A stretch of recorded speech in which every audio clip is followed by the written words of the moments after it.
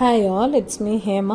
என்ன தான் நம்ம 2Kல வாழ்ந்தாலும் சில விஷயங்களை நம்பித்தான் ஆகணும். அந்த மாதிரி மழைக்காக எங்கள் வீட்டில் பாடுற பாடல் இது ரொம்பவே ரியலிஸ்டிக்காக இருக்கும். கேளுங்க.